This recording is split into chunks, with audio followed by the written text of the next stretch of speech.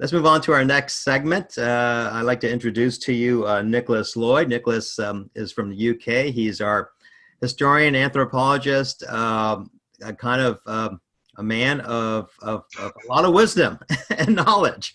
By the way, his YouTube channel is just fascinating. He has over 1 million followers. It's called Lindybeige. So I encourage you to check it out. Over to you, Nicholas.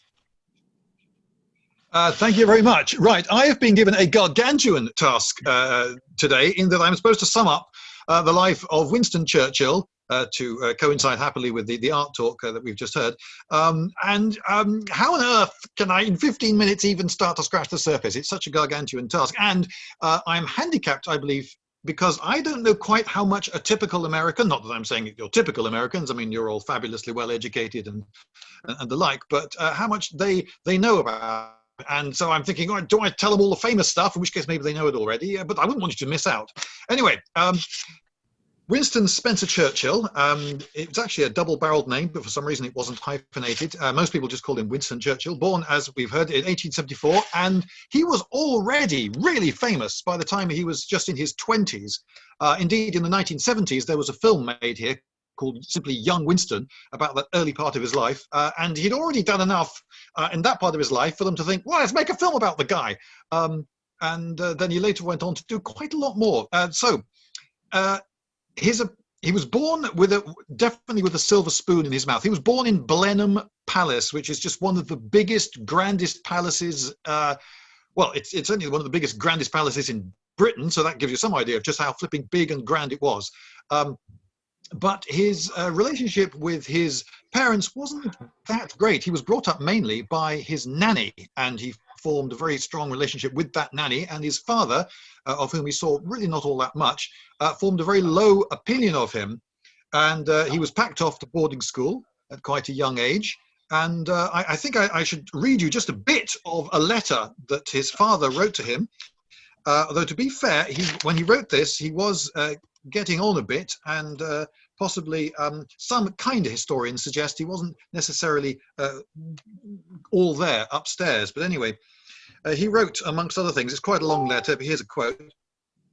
Make this position indelibly impressed on your mind that if your conduct and action is similar to what it has been in other establishments, then my responsibility for you is over.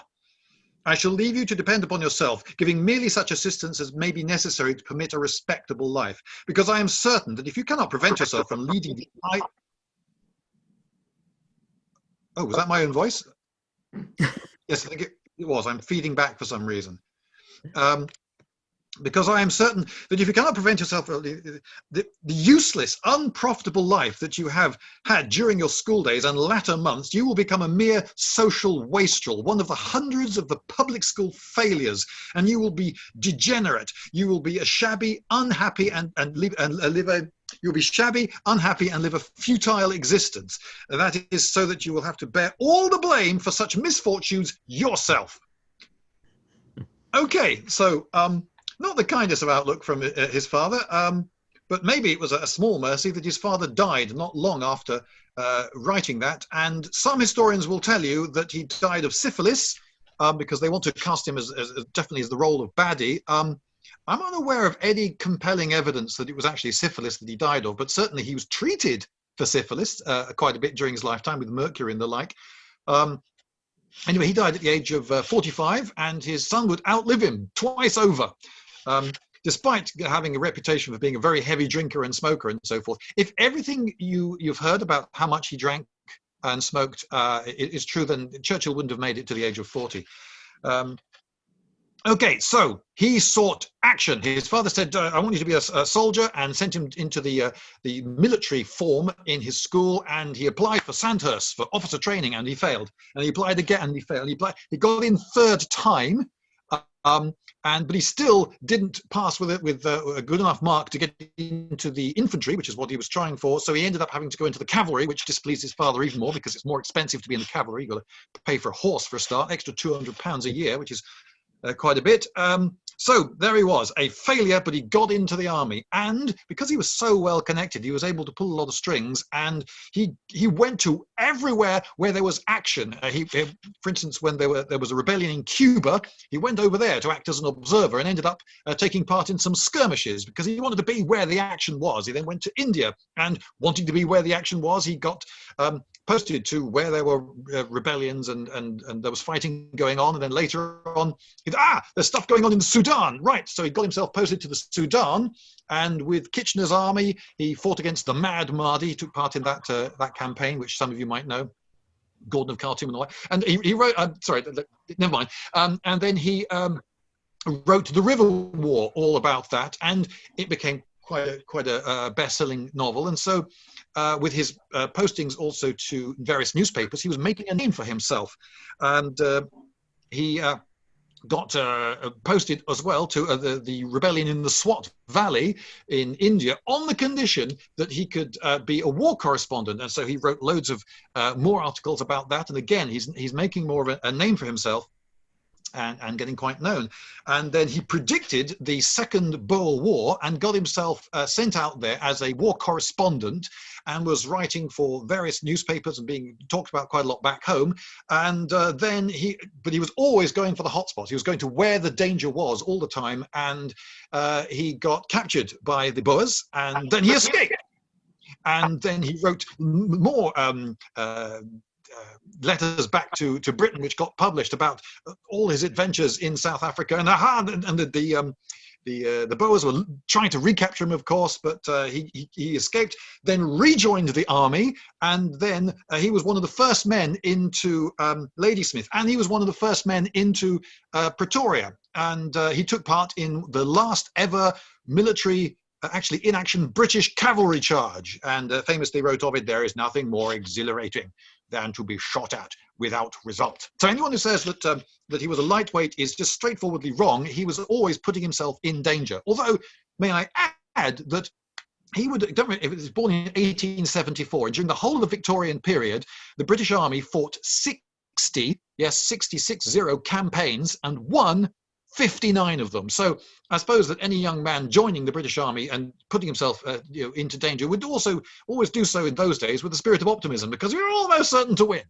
The one that they didn't win, by the way, was the First Boer War. Anyway, he then got back to Britain, and he's already pretty well known, and he's tremendously well connected. So perhaps it's not so surprising that when he started standing for Parliament, and he didn't always succeed, but he started having successes. And back in those days, you didn't have to even pretend to represent where you were elected for your constituency. He, during his political career, actually represented 5 different, completely diverse constituencies from all around Britain. He didn't know the people there, but if they wanted you, they would give you a safe seat like Dundee, and he would then get elected, and great, we can have you in the government now. So that was how things were done back then.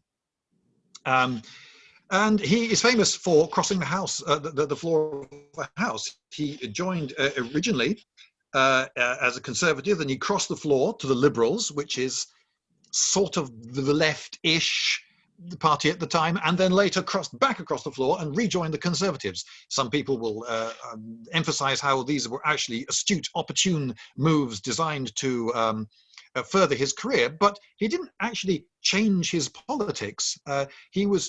His politics was fairly consistent throughout his life, but he formed opinions of individuals. So he would not back a certain politician, Baldwin, for instance, when he was in charge of the Commons, and would be because he would be against a particular individual, he would withdraw his support and perhaps cross the floor that way. So yeah, a lot of people there's a lot of revisionist history that goes on with and you could say that I'm doing the same I'm sorry, I'm skipping ahead. I'm aware you've had 10 minutes of this. I've only got 6 minutes left, and I haven't even got to World War II yet. Okay, so he became, at the age of 33, the youngest cabinet minister since 1866. And only 2 years later, he became Home Secretary, which is after Prime Minister is perhaps the second most important role in British politics. So it's clear that even in his younger days, people recognized that this guy was valuable. He had an astonishing gift for oratory. And he was very good at building up personal loyalties, maybe not to party, as example by the fact that he crossed the floor twice and changed party, but people recognized personal loyalties in him, and that was a very useful thing to have throughout his career, of course. He became First Lord of the Admiralty. Skip forward to World War I now, and you may be familiar with his failure at Gallipoli. It was his idea. He thought of himself as a bit of a military genius, and he did actually have, to be fair, quite a good grasp of military things. But unfortunately, Gallipoli went very, very badly, and a lot of people blamed him for it. And so he got demoted. He was given the Duchy of Lancaster. That might sound, oh, given the Duchy of Lancaster. No, that was just an administrative post. You're running some government properties in one county in Britain. It was a major demotion. It just sounds good. So what did he do? Well, he got out of politics again and joined the Royal Fusiliers, and he went over to take part in World War I just as an ordinary soldier at the front. I say ordinary soldier. He got quickly promoted to lieutenant colonel, so he was an officer, but he was at the front being shelled, and he was shelled for about 3 months, and he was very nearly killed, notably when he was meeting one of his family. A piece of shrapnel fell between them, very nearly could have killed either of them. So he can never be called a shirker. Anyway, he then rejoined politics, got himself re-elected to another constituency, and came back into the government. And by 1917, he was Minister of Munitions. And then a short while later, he was, would you know it, he was Secretary of State for the Air and War. And then later, Secretary of State for the Colonies. Now, he's very often described as an imperialist, and definitely he was. But he was an imperialist of a certain school of thought. He definitely saw it as Britain's opportunity to spread democracy and welfare and peace and all those sort of things, and equality around the world. So, for instance, when he was even as Undersecretary of State for the Colonies, one of his first jobs was to draft the Constitution of the Transvaal, and he wrote into it that Boer and Britain in that area would have absolute equality. And don't forget, this was not long after the Boer War, in which he fought and was captured, and yet he was always counseling magnanimity in victory. And he counseled this after World War I, and in his history of World War II, he put amongst the causes of World War II, we were not nice enough to the Germans, and we tried to do all sorts of things to them, like make them pay reparations that they couldn't pay because they had no money, because they just lost the war and they were all in financial ruin. So that led to the rise of Hitler. Anyway, yes, as you can see, I'm having to cut a lot of corners here. I've got far more notes here than I could possibly refer to. So he became Prime Minister largely because the then Prime Minister Neville Chamberlain had completely disgraced himself by saying, okay, we'll let you have the Sudetenland as long as that is the end of your aggression. Peace in our time. And he had, since 1933, he had been consistently publishing in the papers warnings about this guy called Hitler. This guy Hitler, this guy is not good news. And we should, for instance, he was very much in favor of allowing Jews to leave Germany and come to Britain. And he was saying that he was also a committed Zionist, which is perhaps part of the reason, but that was, so he was very much on record for a very long time that Hitler was bad news. We should not appease him. It's a really bad idea. So when, of course, Hitler did invade France and take the Netherlands and Belgium and Denmark, there was this massive "I told you so" moment. So it was pretty easy for him to outmaneuver his nearest rival, Halifax, who was in the House of Lords, and become Prime Minister, leader of the Conservative Party. And he put together very quickly a coalition. This was another of his skills. So in his coalition government, he had major leaders from the Labour Party, from opposition parties together, and he worked with them at a personal level very effectively, and made a lot of incredibly difficult decisions. And of course, he made some mistakes, but he made an awful lot of very, very good decisions. He set up the Special Operations Executive. He set up the commandos. He was the man who coined the term seaplane and was a champion of the tank right in the very early days, and of the submarine. He saw the weapons that Britain was going to need very early on. So I've obviously submarines came into being before World War One, but I'm just flipping back to say that that he was pretty prescient about what weapons would be needed, and he was a strong advocate of the British have got to get the RAF up to date, because the Luftwaffe is going to be a major threat. And his ability to speak was absolutely inspiring to the nation, despite the fact that he had quite a strong speech impediment. You might not know that a lot of the recordings you've heard of his speeches were actually broadcast to the nation during World War II, spoken by, there's my 15-minute warning, spoken by an actor, because he couldn't say the letter S. He sort of came out as a slightly sort of duckish quack noise. So Nazi, he couldn't say Nazi, so he called them Nazis, with a Z sounding, and he put a lot of the vitriol, the Nazi menace he always talked about. Right, so I've had my 15 minutes, so he was voted out at the end of World War II, much to the surprise of almost everyone. A lot of people harped on the ingratitude, but he was just seen not as the man to deliver the peace. Britain was exhausted, people wanted to come home, and they wanted a new world. And when he became Prime Minister again in the 1950s, he did try to deliver that. And his big legacy was a massive house building program to give houses for the ordinary man. Don't forget, of course, an awful lot of the houses were in rubble at the end of 1945.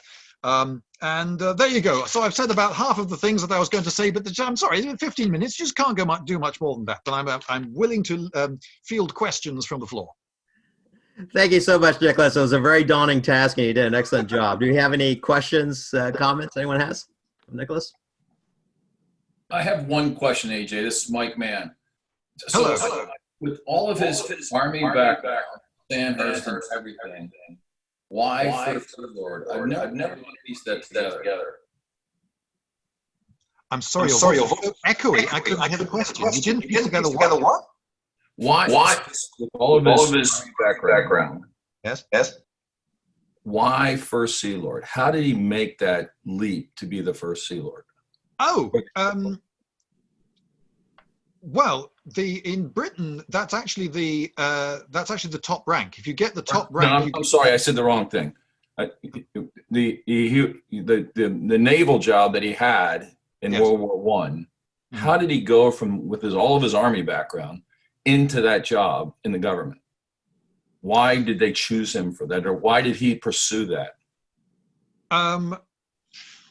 Right. I sort of, going back to my earlier answer, in that it was actually considered the top job. The Navy was the senior service in the day. Oh. So to become First Lord of the Admiralty was actually First Lord of the Admiralty, right? That was the official title. That was giving the guy the senior post. So he was the Secretary of Defense in the United States. There were later roles: Secretary of State for Defense. The Ministry of War wasn't set up until World War II started, was well underway. So to give him that rank was, that was actually giving it. And so he was able to order things like Gallipoli, which was a largely an army operation, but it was if you're in, it was the top job. Well, there you go, Mike.